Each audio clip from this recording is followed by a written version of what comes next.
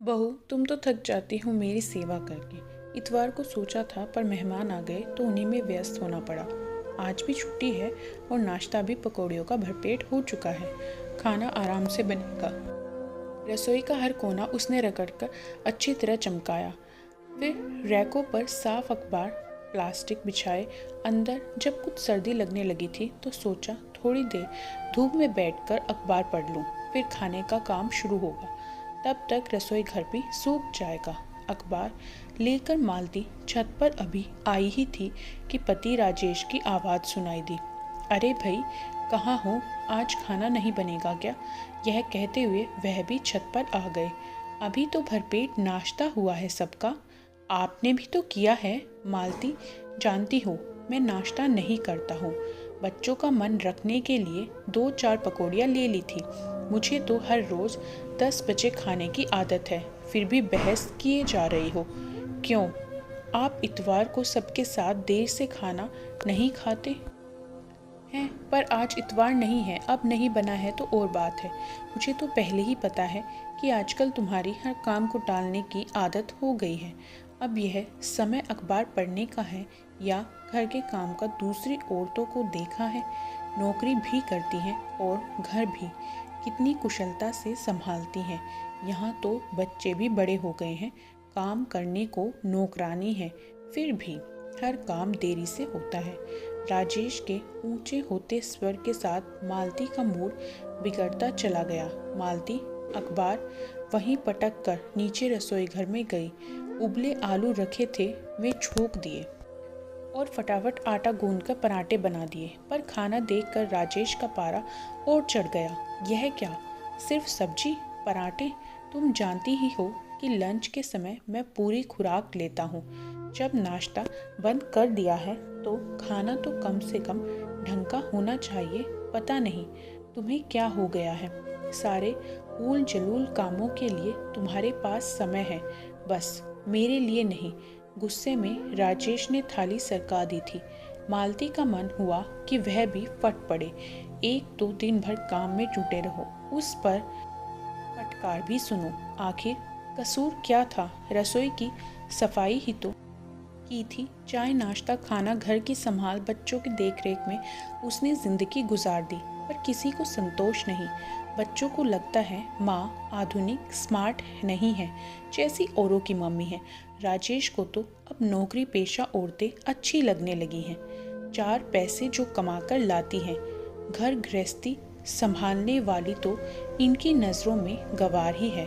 राजेश तो बाहर निकल गए थे, पर मालती ने बेमन से पूरा खाना बनाया। पीहू भी तब तक सहेली के घर से आ गई थी और राहुल कोचिंग से। दोनों को खाना खिलाकर वह अपने कमरे में आ गई। और दिन तो मालती काम पूरा करने के बाद टीवी देखती, अधबुना स्वेटर पूरा करती या कोई पत्रिका पढ़ती, पर आज कुछ भी करने का मन नहीं था। राजेश का यह बेरुखी भरा व्यवहार वह पिछले कई दिनों से देख रही थी। आखिर कहाँ गलत हो गई वह? क्या इन घरेलू कामों की कोई अहमियत नहीं है?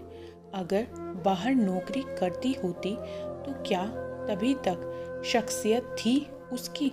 शादी हुए 18 साल हो गए। जब शादी हुई थी उसी साल एमए फर्स्ट डिवीज़न में पास किया था। चाहती तो तभी नौकरी कर सकती थी, इच्छा भी थी, पर उस समय तो ससुराल वालों को नौकरी करती हुई बहू पसंद नहीं थी।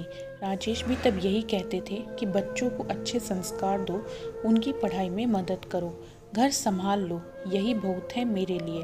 उसने सब कुछ तो उन्हीं की इच्छानुसार किया था। देवर की शादी हो गई, देवरानी आ गई, तब भी सास ससुर उसी के पास रहे। बड़ी बहू हम लोगों का जितना ध्यान रखती है, छोटी नहीं रख पाती।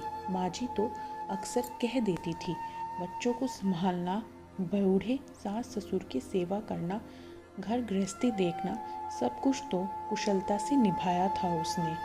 फिर ससुर जी की मौत के बाद यह सोचकर माँ जी का ख्याल वह और भी रखने लगी थी कि कहीं इन्हें अकेलापन महसूस ना हो। पर अब क्या हो गया? ठीक है, बच्चे अब बड़े हो गए हैं, उन्हें अब उसकी उतनी ज़रूरत नहीं रही है। माँ जी ने भी अपने आप को सत्संग, भजन, पूजन में व्यस्त कर लिया है। राजेश का प्रमोशन हुआ है, तब से उनकी भी जिम्मेदारियां बढ़ गई हैं। मकान का लोन लिया है तो खर्चे भी बढ़ गए हैं। बच्चों की भारी पढ़ाई है, फिर पीहू की शादी भी 4-5 साल में करनी है।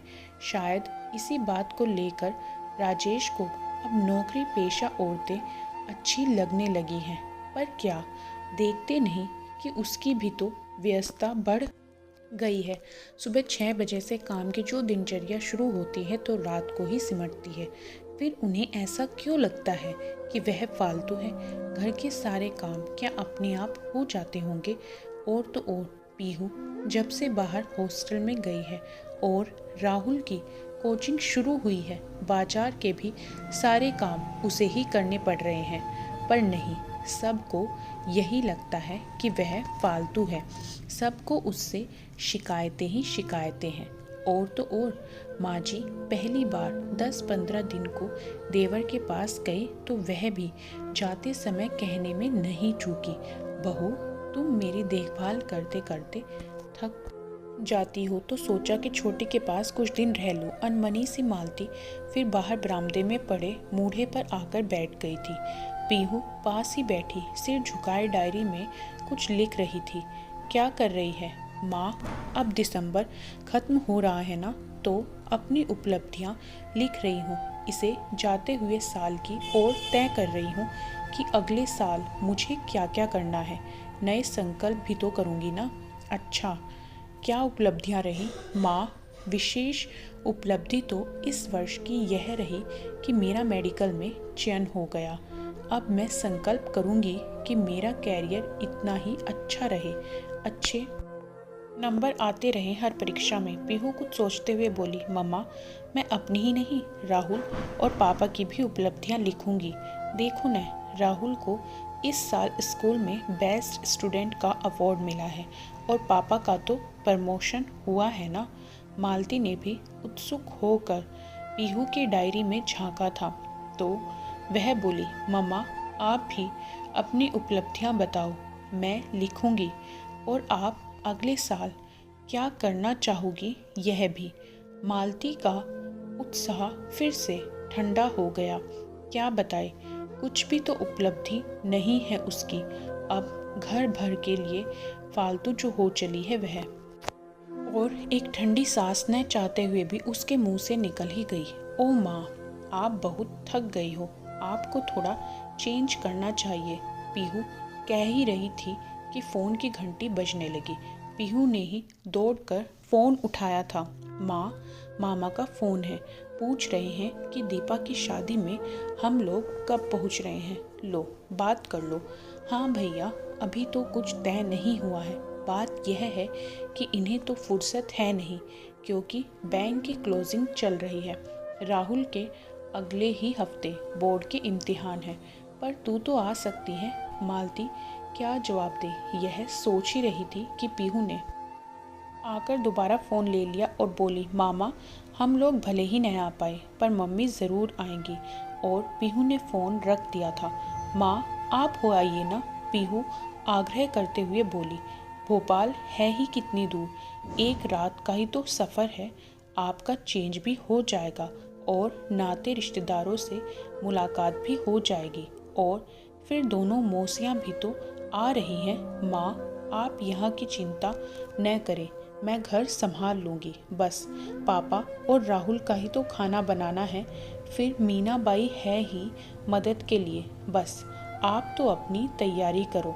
जाने का ख्याल तो अच्छा लगा था मालती को भी, पर राजेश क्या तैयार हो पाएंगे? मालती अभी भी असमंजस में ही थी, पर पीहू ने राजेश को राजी कर लिया था। फटाफट दूसरे दिन का आरक्षण भी हो गया और पीहू ने माँ की सारी तैयारी करवा दी। शादी की गहमा गहमी में मालती को भी अच्छा लगा था।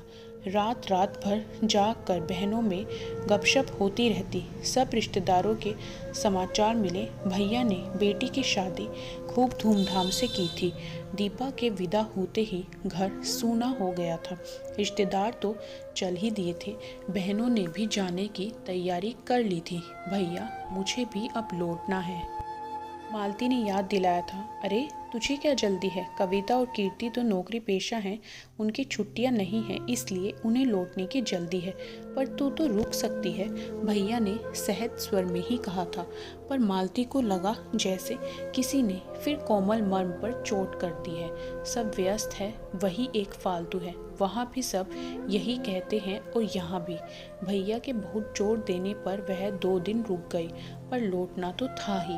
बेटी वापस जाएगी। राहुल पता नहीं ढंग से पढ़ाई कर भी रहा होगा या नहीं। सब कुछ भूल कर उसे भी अब घर की याद आने लगी थी। स्टेशन पर सभी उसे लेने आए थे। माँ बस दादी नहीं आ पाई आपको लेने, क्योंकि वह अभी यहाँ नहीं है। पर उनके 2 फ़ोन आ गए हैं और वे जल्दी ही वापस आ रही हैं। कह रही थी कि मन तो बड़ी बहू के पास ही लगता है। पीहू ने पहली सूचना यही दी थी।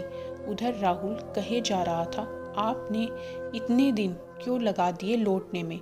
2 दिन ज़्यादा क्यों रुकी? अच्छा पहले घर तो पहुंचने दे। मालती हंसकर रह गई थी। राजेश चुपचाप गाड़ी चला रहे थे। घर पहुंचते ही पीहू गरम चाय लेकर आई थी। मालती ने कमरे को देखा तो काफ़ी कुछ अस्त व्यस्त सा लगा। माँ अब यह मत कहना कि मैंने घर की संभाल ठीक से नहीं की, और रसोई को देखकर तो बिल्कुल भी नहीं। आप तो बस चाय पियो और फिर अपना घर संभालना। पीहू ने माँ के आगे एक डायरी बढ़ाई तो वह बोली, यह क्या है? माँ आप तो अपनी इस साल की उपलब्धियाँ बता नहीं पाई थी, पर पापा ने खुद ही आपकी तरफ से यह डायरी पूरी कर दी। और पता है सबसे ज़्यादा उपलब्धियाँ आपकी ही हैं। लो मैं पढ़ूँ। पीहू उत्साह से पढ़ती जा रही थी। हम सबको बनाने में आपका ही योगदान रहा। मेरा मेडिकल में चयन हुआ आपकी ही बदौलत। मैं एक बार मेडिकल में असफल हो गई थी, तब आप ही थी जिन्होंने मुझे दोबारा परीक्षा के लिए प्रेरित किया। और राहुल को स्कूल के बेस्ट स्टूडेंट का अवार्ड मिलना आपकी ही क्रेडिट है। सुबह जल्दी उठकर बेटी को तैयार करना, नाश्ते खाने से लेकर हर चीज़ का ध्यान रखना, उसका होमवर्क देखना, और तो और यह आपकी ही मेहनत और लगन थी कि पापा का प्रमोशन हुआ। पापा कह रहे थे कि जब कभी ऑफिस में किसी कारण से उन्हें लौटने में देर हो जाती तो आपने कभी शिकायत नहीं की, बल्कि उनकी गैर मौजूदगी में दादी को डॉक्टर के पास तक आप ही लेकर जाती रही। बस बस अब बस कर, मालती ने पीहू को टोका था। उधर राजेश मंद मंद मुस्कुरा रहे थे। अब नया संकल्प हम सब लोगों का यह है कि तुम इसी तरह हम सबका ध्यान रखती रहो। राजेश के कहते ही सब हंस पड़े थे। उधर मालती को लग रहा था कि एक घना कोहरा जो कुछ दिनों से मन पर छा गया था, अचानक हटने लगा है। दोस्तों कैसे लगी आपको ये कहानी? कमेंट करके ज़रूर बताएं। वीडियो को लाइक करें, शेयर ज़रूर करें। चैनल पर नए हो तो सब्सक्राइब करना ना भूलें।